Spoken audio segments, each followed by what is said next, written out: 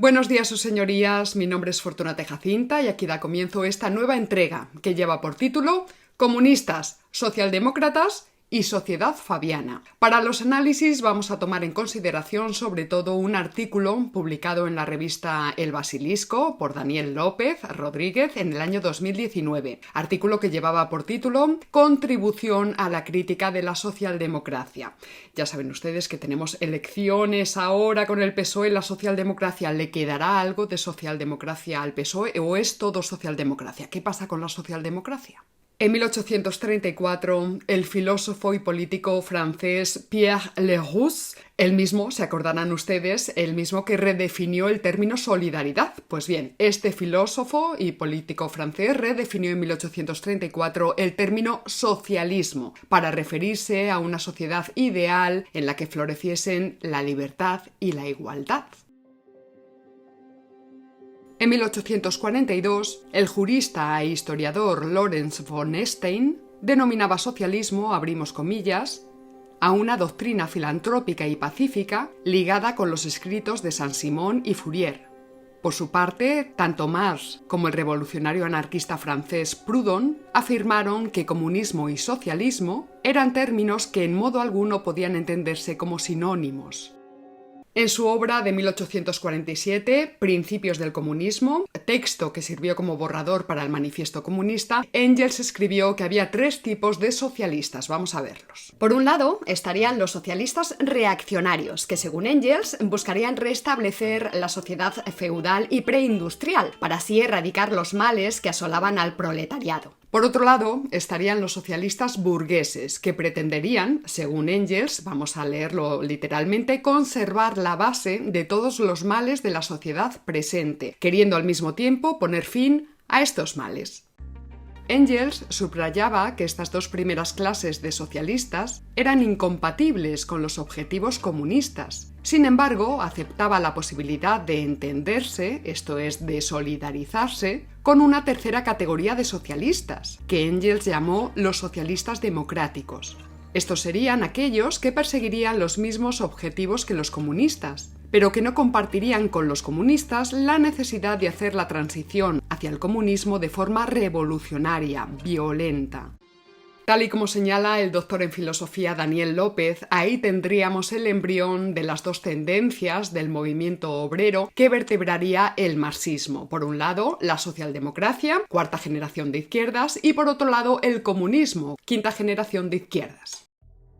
Por su parte, el filósofo británico John Stuart Mill, uno de los teóricos más influyentes del liberalismo clásico, terminaría volviéndose con los años más crítico con el liberalismo económico, desplazando sus intereses hacia una forma de socialismo económico conocido como socialismo liberal o socioliberalismo. De este modo, en ediciones posteriores de sus Principios de economía política, publicado en 1848, Mill promovería la sustitución de las empresas capitalistas por cooperativas de trabajadores. Con estos pocos ejemplos ya estamos en disposición de afirmar que socialismo se dice de muchas maneras, dada la propia evolución de las distintas modulaciones de socialismo teórico, político y económico que se han dado a lo largo de la historia y que incluirían, entre otras, pues tanto al socialismo utópico como al socialismo científico, el del Diamat de la Unión Soviética, una teoría, por cierto, que encubría un capitalismo de Estado. Pero bueno, este es otro tema, ya lo investigaremos con calma en próximas entregas. Este socialismo, que se dice de muchas maneras, hace referencia en suma pues tanto al nacionalsocialismo como a la Unión Soviética, cuya caída, por cierto, ha supuesto la práctica desaparición de los partidos comunistas en Europa y América. Hace referencia tanto al fascismo, recordemos que Mussolini era socialdemócrata, de la rama radical del Partido Socialista Italiano, la rama maximalista, como al desvelamiento de los componentes capitalistas insertos en la socialdemocracia. Hace referencia tanto al socialismo marxista-leninista como al socialismo anarquista del comunismo libertario, tanto al socialismo cristiano como al socialismo capitalista liberal, tanto a la derecha socialista como a los llamados socialismos del siglo XXI, etcétera, etcétera, etcétera. Comunistas contra socialdemócratas. La socialdemocracia fue clasificada por Gustavo Bueno como la cuarta generación de izquierdas definidas y la primera de inspiración marxista, pues tal y como indica Daniel López, socialdemocracia, leninismo y maoísmo son semejantes porque proceden del mismo tronco. ¿Qué tronco? Pues las enseñanzas de Carlos Marx y Federico Engels. La Asociación General de Trabajadores de Alemania, fundada en 1863 por Ferdinand Lassalle, fue el primer grupo que se autodenominó socialdemócrata, denominándose su periódico La Socialdemocracia. Este grupo se fusionó en 1875 con el Partido Socialdemócrata Obrero de Alemania, dando nacimiento al Partido Obrero Socialista de Alemania, que años después adoptó el nombre definitivo que mantiene en la actualidad, como Partido Socialdemócrata de Alemania, el famoso SPD, que es el partido del actual canciller Olaf Scholz, ese hombre que se arrodilla ante Biden y no pide cuentas por la destrucción del Nord Stream 2.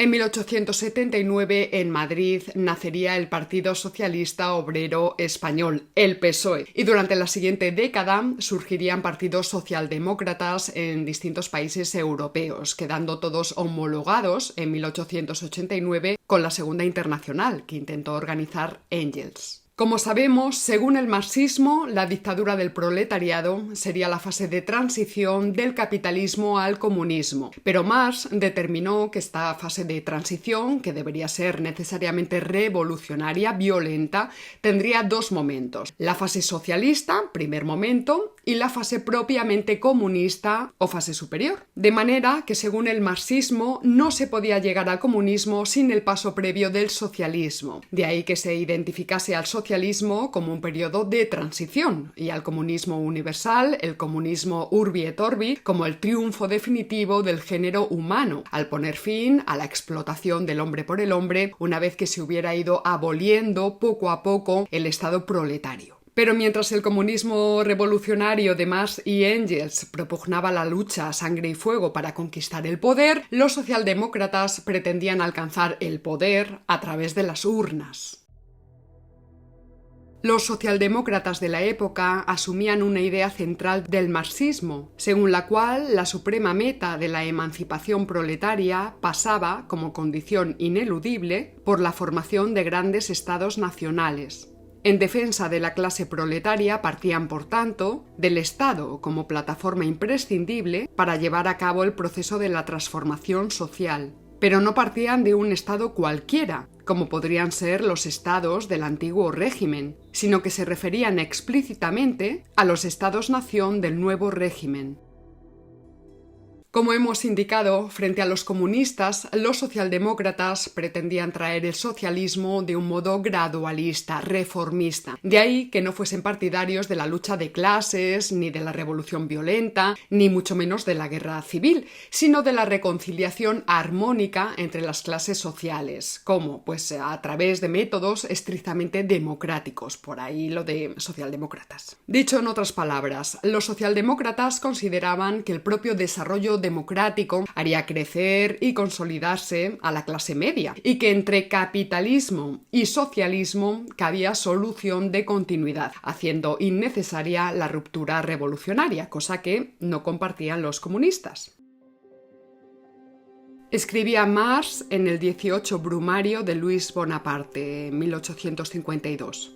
A las reivindicaciones sociales del proletariado se les limó la arista revolucionaria y se les dio un sesgo democrático, en tanto que a las demandas democráticas de la pequeña burguesía se les despojó de la forma puramente política y se afiló su arista socialista.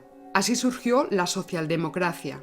El carácter peculiar de la socialdemocracia se resume en la exigencia de instituciones democrático-republicanas como medios no para neutralizar los dos extremos, capital y trabajo asalariado, sino para mitigar su antagonismo y trocarlo en armonía. Esto escribía Marx en 1852. Comunistas y socialdemócratas coincidían, por tanto, en la necesidad de mejorar la situación de los obreros, pero divergían en los métodos prácticos necesarios para llevar a cabo esas transformaciones. Y así señala Daniel López que esta actitud conciliadora con el capitalismo por parte de los socialdemócratas alemanes, así como su confianza en el progreso gradual, pacífico y armonioso del género humano, fue identificada como una traición por los marxistas leninistas.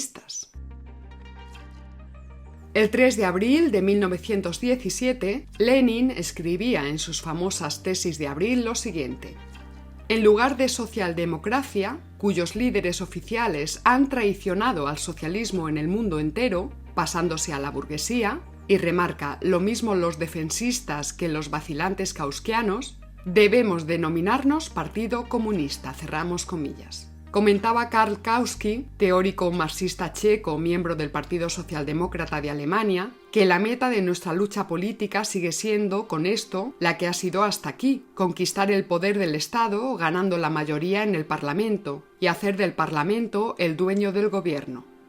A lo que Lenin respondía: los señores oportunistas, incluidos los kauskianos, se burlan de la doctrina de Marx y enseñan al pueblo que el proletariado debe primero conquistar la mayoría mediante el sufragio universal, recibir después el poder estatal, merced a los votos de esta mayoría, y finalmente, sobre esta base de la democracia consecuente, organizar el socialismo.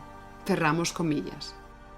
Vamos, que Lenin ponía a caer de un burro a los socialdemócratas por esa actitud conciliadora con el capitalismo. Lenin consideró a Kautsky como el enemigo más peligroso del proletariado, al convertir a Marx en un adocenado liberal, en palabras de Lenin, adocenado liberal. El reformismo socialdemócrata era diagnosticado por Lenin como el envilecimiento teórico del marxismo, tal cual lo decía, era una forma de deformar completamente las doctrinas de Marx, según Lenin. Los socialdemócratas se definían, por tanto, por recurrir a la maquinaria del Estado burgués, en vez de destruirla, convencidos de que las reformas democráticas harían prosperar a la clase obrera dentro del propio sistema capitalista. Y así decía Bukharin, el filósofo marxista revolucionario, pues Bukharin decía lo siguiente: todo convergía, pues, hacia la fusión de las organizaciones obreras con el sistema capitalista, hacia la paz social. El marxismo terminó por perder, con la socialdemocracia, hasta el último vestigio de su esencia revolucionaria. Corrió la suerte, frecuente en la historia, de que las mismas frases, la misma nomenclatura, las mismas etiquetas, los mismos símbolos, cobijan un contenido social y político totalmente distinto. En la socialdemocracia alemana, modelo en su género, la fraseología, los emblemas y todo el envoltorio verbal del marxismo permanecían, pero el contenido marxista se había evaporado. De la doctrina forjada en el curso de las convulsiones sociales del siglo precedente, no quedó más que un fárrago de palabras, cerramos comillas. En esta misma línea se había pronunciado Stalin en 1927. No se puede acabar sin acabar con el socialdemocratismo en el movimiento obrero. Por eso, la era de la agonía del capitalismo es, al mismo tiempo, la era de la agonía del socialdemocratismo en el movimiento obrero. Y en otro lugar sostuvo: la socialdemocracia es el sostén fundamental del capitalismo dentro de la clase obrera.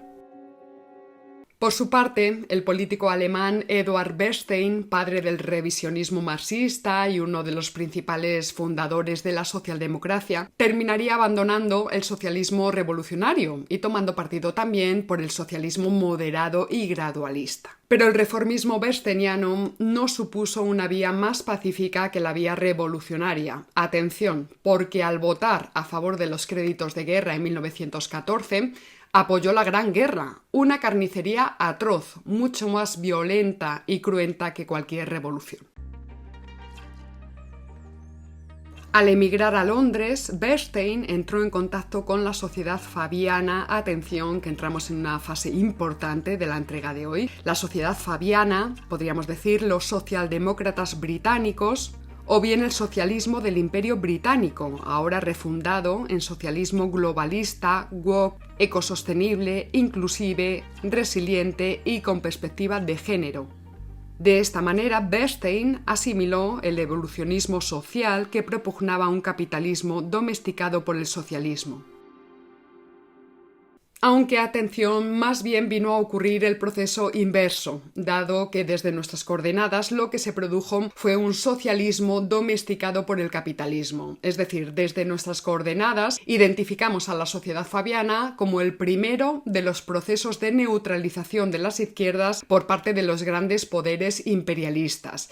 ¿Con qué objetivo? Pues con el objetivo de crear una izquierda domesticada, una izquierda no revolucionaria, aunque probelicosa en la dialéctica de estados, como hemos visto antes con lo de los créditos de guerra, una izquierda en definitiva que pudiera aislar a la izquierda radical, al comunismo. Ya hemos comentado en este canal que se han dado distintos momentos de infiltración de los grandes magnates o de los grandes poderes imperialistas en las izquierdas, con tal de neutralizarlas. La sociedad fabiana es uno de esos momentos, el mayo del 68, y ahora estaríamos asistiendo a otro de esos momentos de infiltración de los grandes poderes imperialistas en las izquierdas. Pero bueno, ese es el tema de mi próximo libro. De momento, me callo.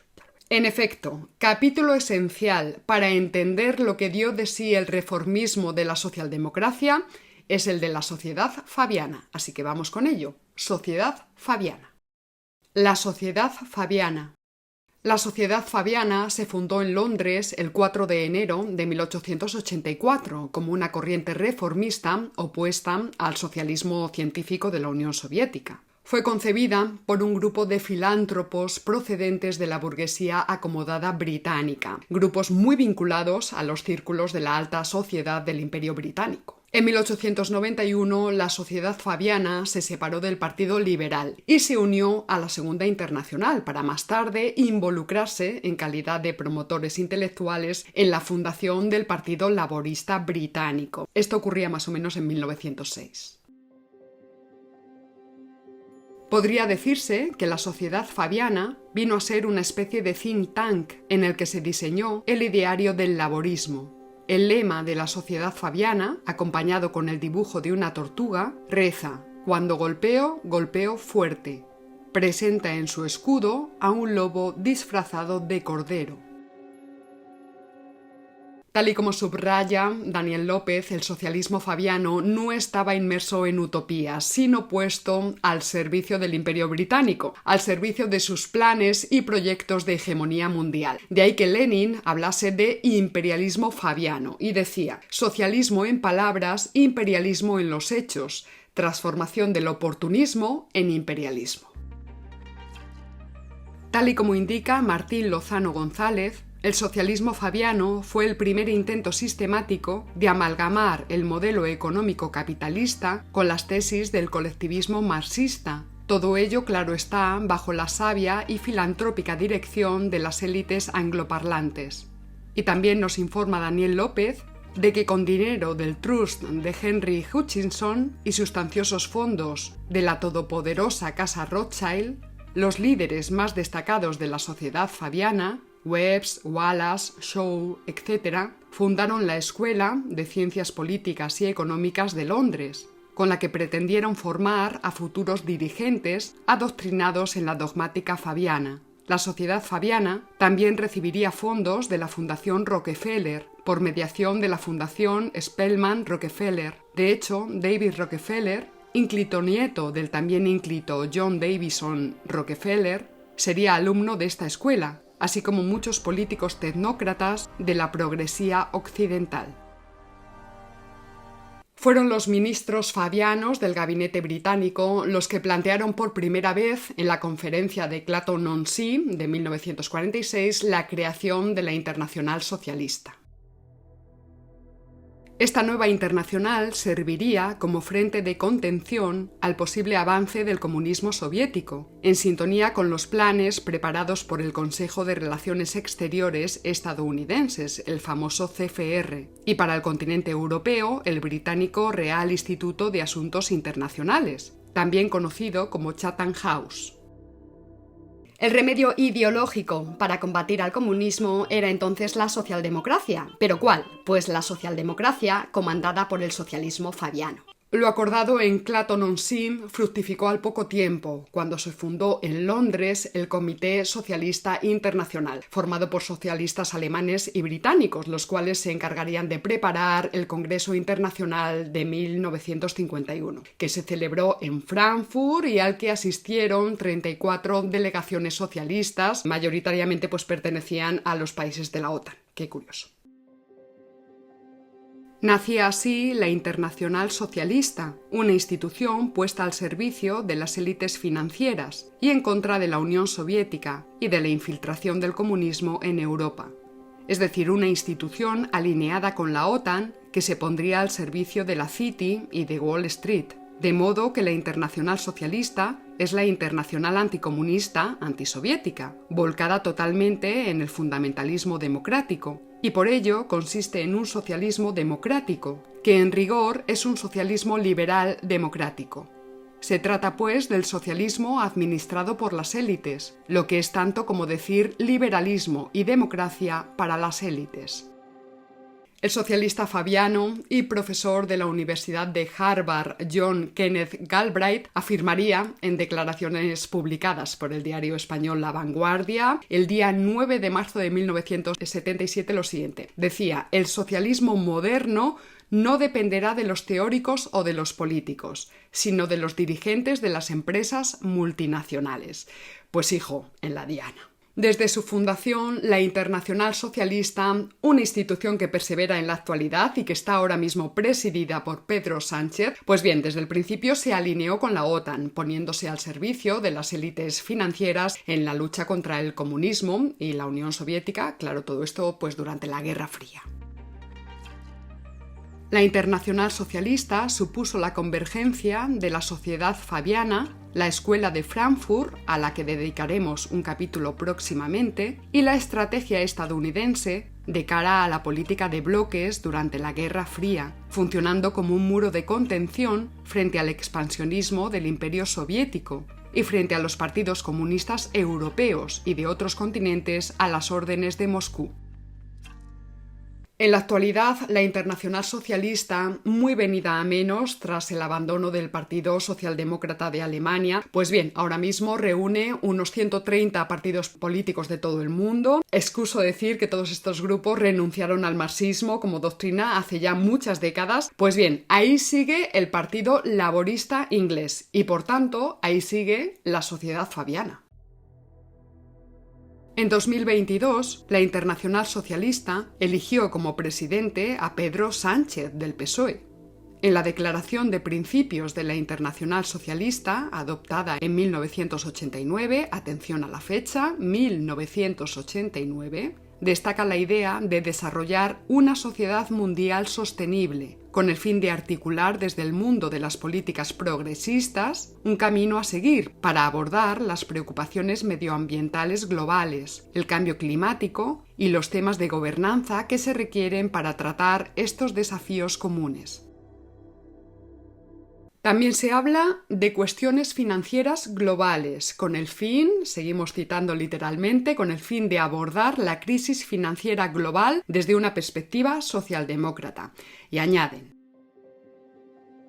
corresponde al pueblo en todo el mundo ejercer dicho control mediante una democracia más avanzada en todas las esferas de la vida, la política, la social y la económica. La democracia política es para los socialistas el marco indispensable y la condición previa para la ampliación de los derechos y de las libertades en los demás ámbitos de la sociedad.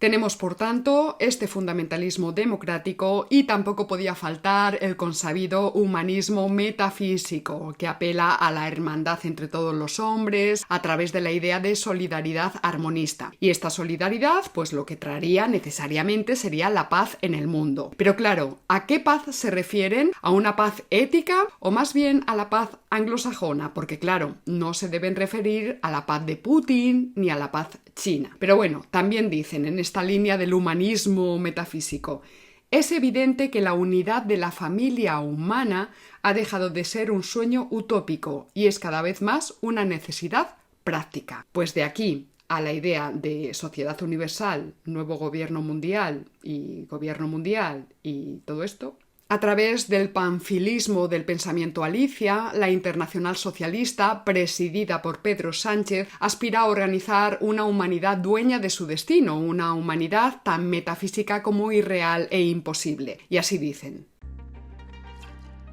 todos los seres humanos tienen derecho a ser libres y a contar con las mejores oportunidades posibles para alcanzar sus metas y realizar sus capacidades. Pero esto solo es posible si la humanidad entera triunfa en la lucha inmemorial por ser dueña de su historia y por asegurar que ninguna persona, clase, sexo, religión o raza se sirva de otra. Fortalecer la ONU es un paso importante hacia la creación de esta nueva sociedad democrática mundial.